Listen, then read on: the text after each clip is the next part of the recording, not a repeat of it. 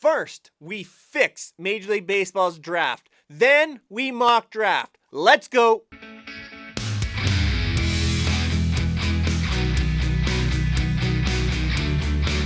Major League Baseball has made a ton of improvements to their draft system the last few years. I love the inclusion of the lottery. I love the fact they've made a bigger promotion of the draft, bringing in young prospects, having there to receive their jersey when they are drafted at the podium.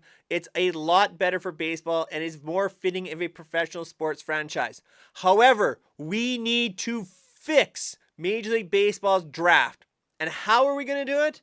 We allow trades. The fact that you cannot trade any draft picks in Major League Baseball is absurd. This needs to change now. Major League Baseball has one of the best opportunities to do this and would be an incredible add to the sport because of when the draft falls. The fact that the draft falls less than a month before the Major League Baseball trade deadline is an incredible advantage that this sport needs to take advantage of. The fact that leading into the trade deadline, you could have teams acquiring first-round draft picks, second-round draft picks in terms of value for players heading into the trade deadline. The ability to move up and down the draft board. The ability to really hone in on the player that you want as a team and make that acquisition even if you are out of that landing spot for that player. Now, I understand the bonus pool money is associated with Major League Baseball with every pick in the first 5 rounds, but that pool money can be part of the traded value.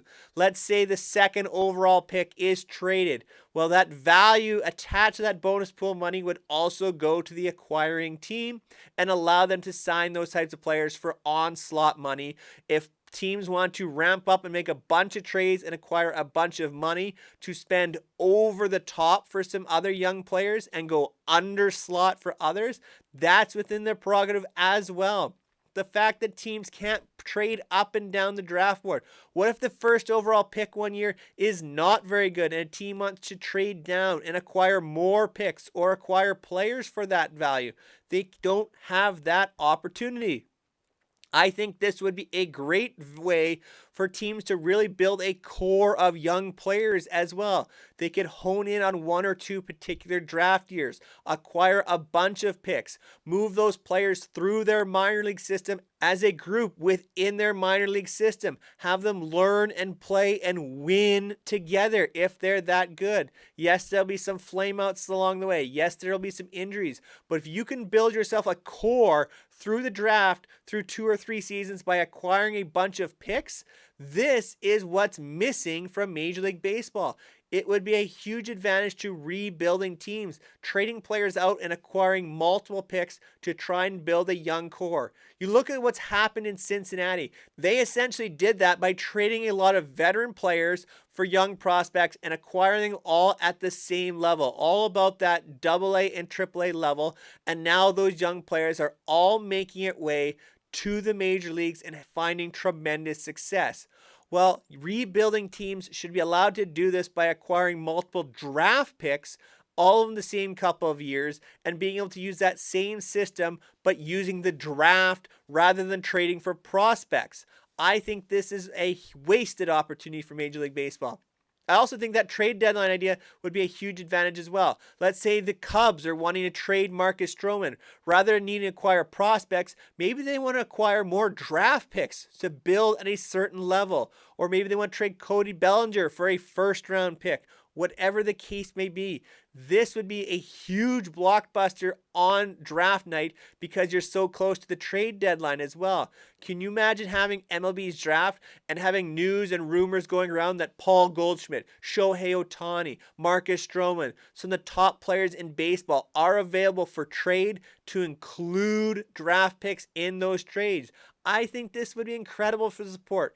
It would create so much buzz at the trade deadline. It would create so much buzz at the draft.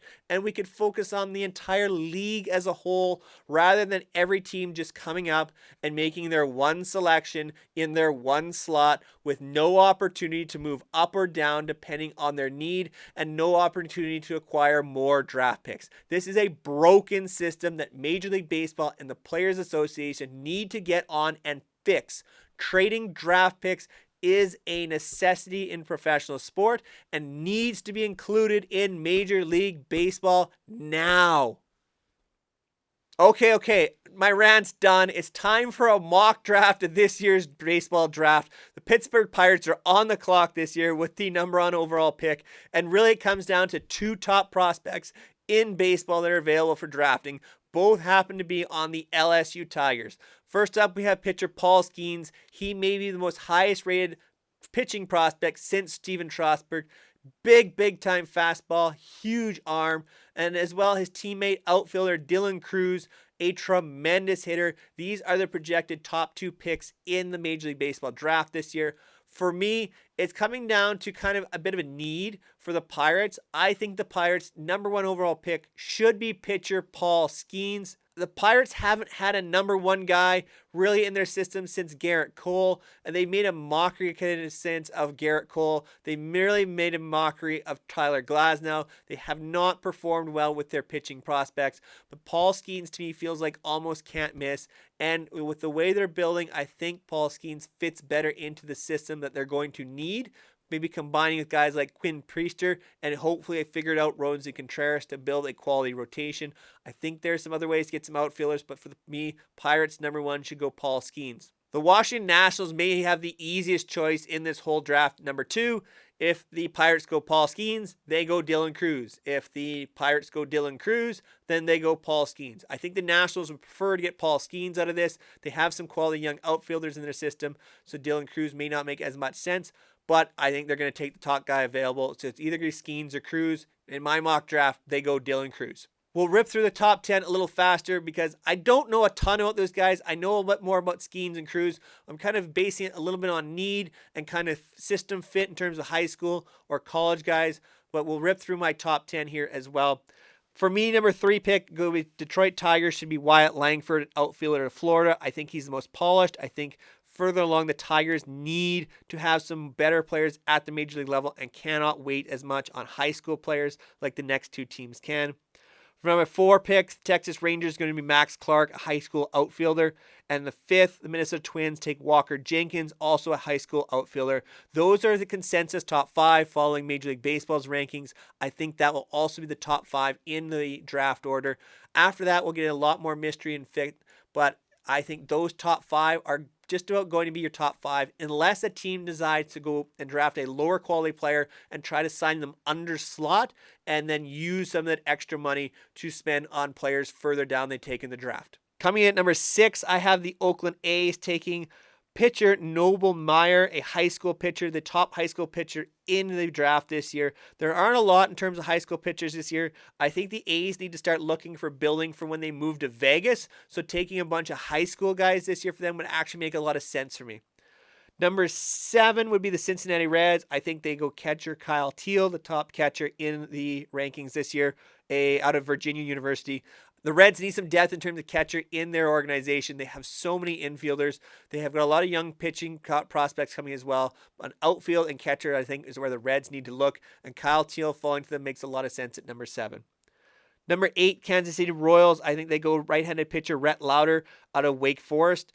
The Royals definitely need pitch. The Royals need everything, let's face it, right now. So you go with the best player available. I think that's pitcher Rhett Lauder. I think it makes a lot of sense for the Royals to build up their rotation. #9, the Colorado Rockies.